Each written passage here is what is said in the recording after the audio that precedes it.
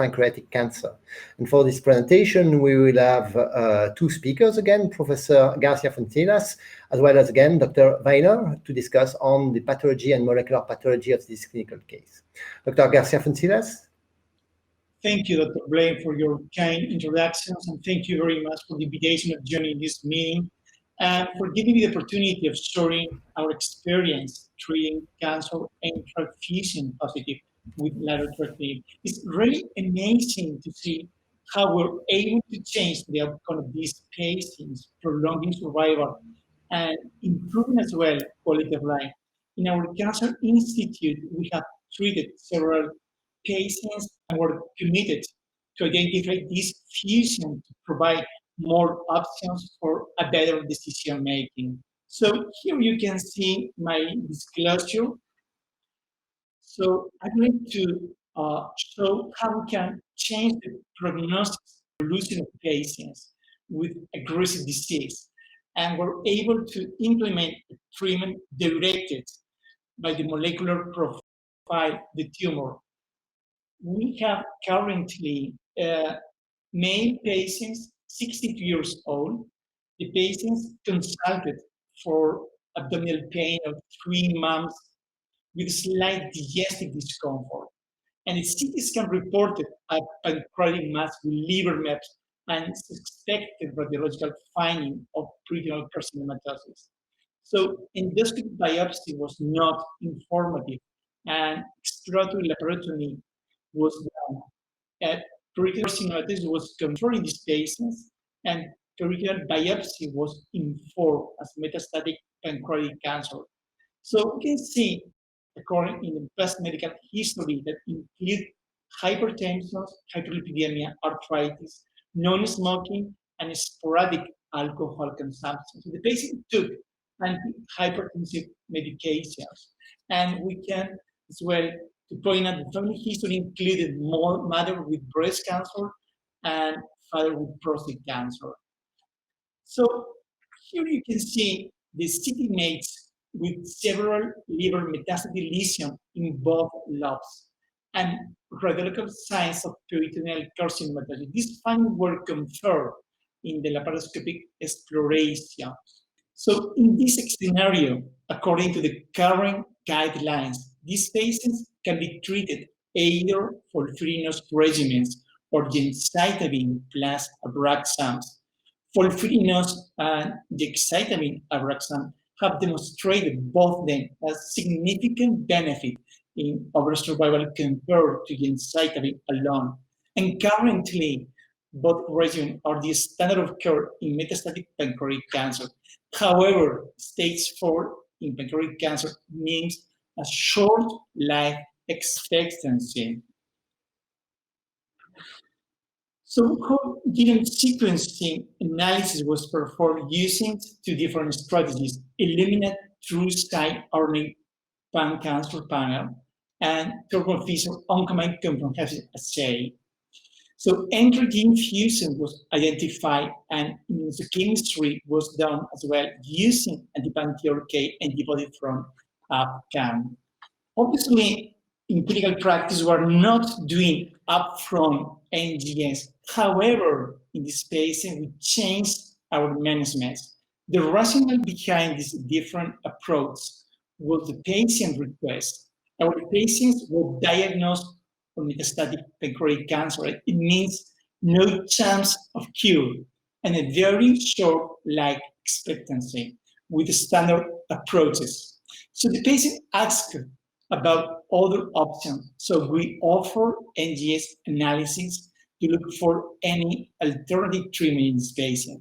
In this way, basal workup and whole genome sequencing was performed in these patients. And obviously, it's not obviously the standard approach that we are doing in pancreatic cancer. Thank you very much, Dr. Garcia Fonselas. I would like to maybe cover one important question, because the frequency of the fusion gene in this patient population that you are discussing in your patient case is of course quite low. So what would be your, and maybe Dr. Weiner's also strategy you try to implement to identify those patients with NTRK fusion genes in your institution in general from now on, having seen these observations and several others that you have already seen?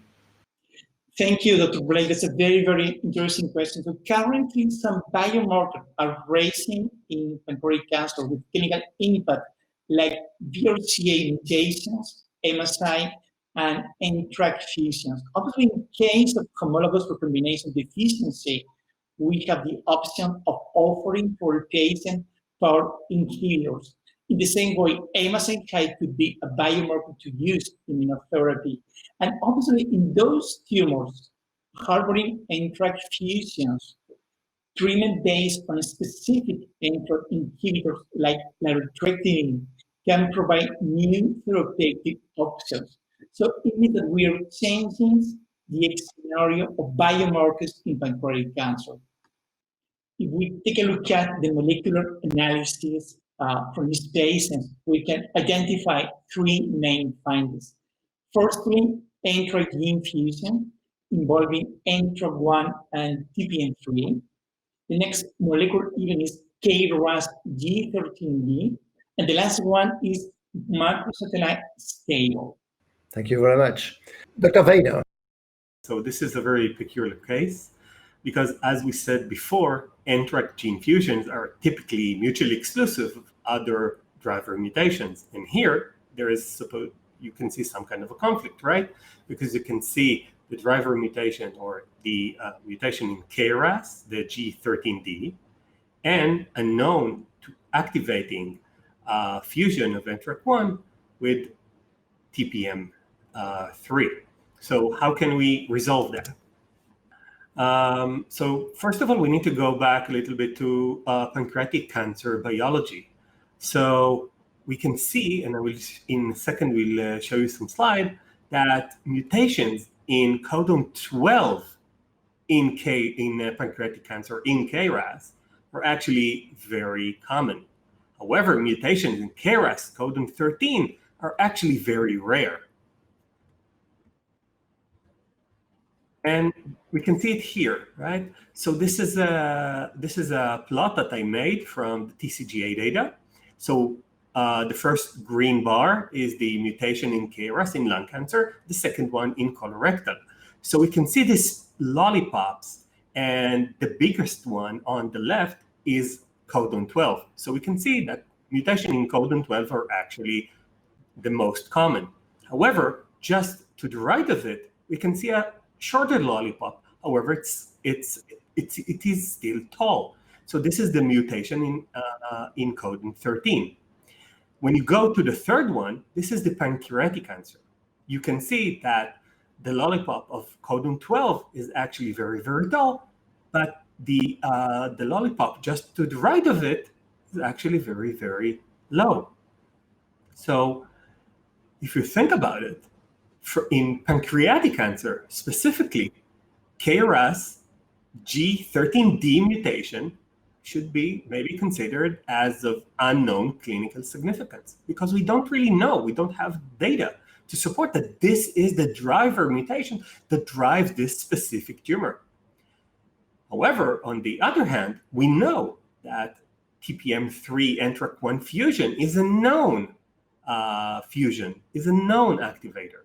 So our recommendation in our tumor board will be to start with the TRK inhibitors. However, we would be very cautious, and we would recommend a very close clinical follow-up, because at the end of the day, the clinical behavior of the tumor will absolutely show us what is the driver and what is not. Thank you very much. Thank you very much, Dr. Weiner. I think it's a very important insight that you provide to this clinical case. And we are very eager to hear Dr. Garcia-Fonselas on what is going to happen to this patient if NTRK inhibitors are being applied to this patient. And in general, that exemplifies one of the questions we were covering a few minutes ago, which is the complexity of genomic tools to identify multiplicity of mutations. And clearly, as you just said, identifying the strong driver in a given tumor is of critical importance. Professor Garcia-Fonselas? Yes, so obviously it's very important to identify correctly the driver events for a correct decision making in any cancer patients. Not all KRAS mutations are the same, and in this case, G13D is a very uncommon mutation in pancreas. But the question is what the value and the role of these mutations? Moreover, how driver is this specific KRAS mutation in pancreatic tumorigenesis? Here you can see a fascinating research about the driverness of the different KRAS mutation in pancreas. Interestingly, G13D elicits the lowest tumor formation among all KRAS mutations in pancreatic carcinogenesis. So this mutation probably is not able to trigger anaplastic behavior, and its role is a passenger event and not a driver event. So in this patient, the real key molecular event should be NTRK fusion.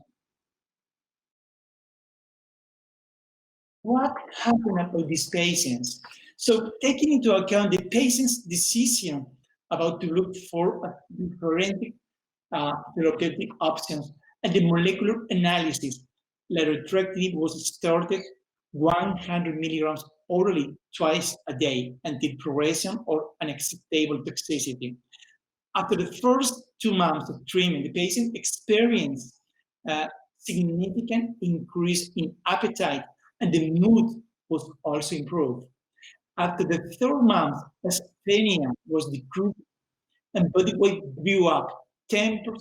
So patient's quality of life was significantly improved.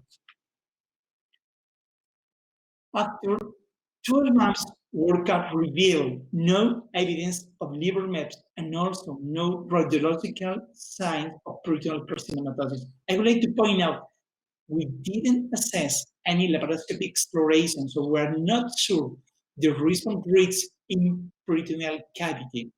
On the other hand, the patient presented an excellent performance status without any symptoms and returning to his usual activity. In summary, we have a patient diagnosed with metastatic pancreatic cancer who has achieved a complete radiological response and with excellent tolerance to treatment. The standard options, according to the guidelines, could have offered much less benefit in response and a significant higher toxicity associated with chemotherapy. If we take a look at the patients with gastrointestinal cancer enrolled in the clinical trials with larotrectinib, we have a total of 14 patients, 8 females, 6 males, median age 68 years old. And regarding tumor types, most of the patients were colorectal cancer, 8 patients, followed by pancreatic cancer, 2 patients, and bile duct, 2 patients. The most frequent NTRK fusion involved NTRK1 and secondly, NTRK3. So initial diagnosis was mainly stage 4, 8 case. Patient had received systemic therapy, but as well surgery and radiation therapy. Unless one patient, the rest of the patient received at least 1 prior therapy. From 8 patients with colorectal cancer, 7 were MSI high, and 1 patient was stable cancer. What happened about the response? So colon cancer and pancreatic cancer reached 50% of partial response and 100% of disease control rate.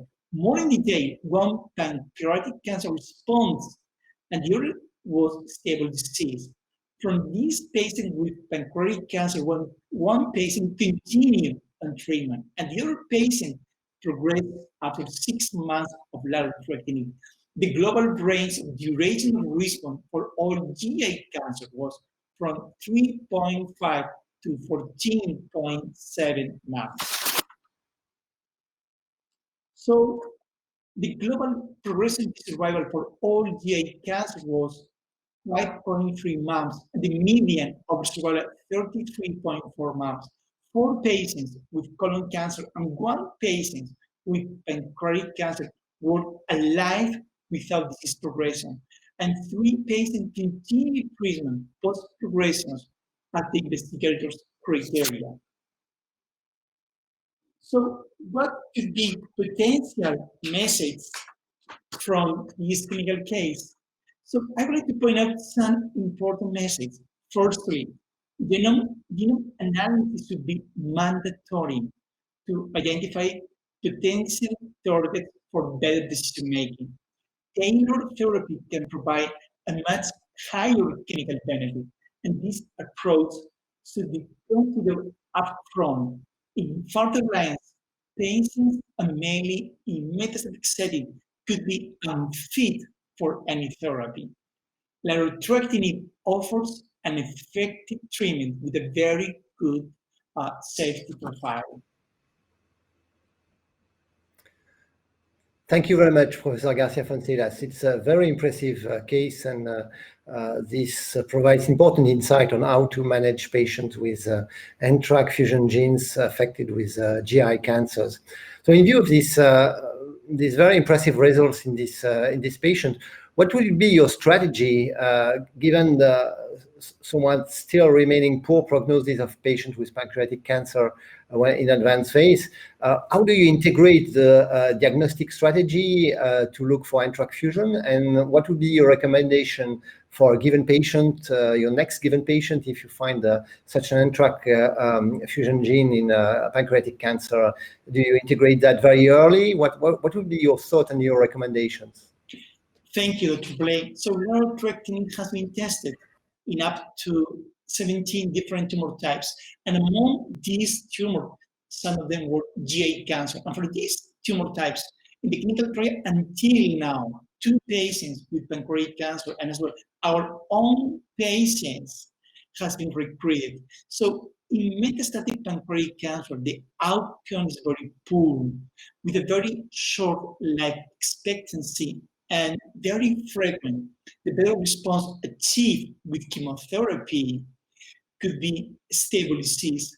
If we review the data available from the clinical trials, we're significantly improving the patient's outcome with a very important response and prolonging time to progressions and as well overall survival.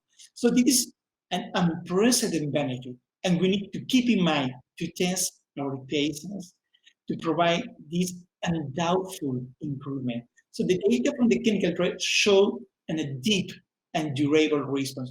Obviously, this clinical case does not reflect our current management. The patient asked for different options, and out of the standard approach, we offer to be tested.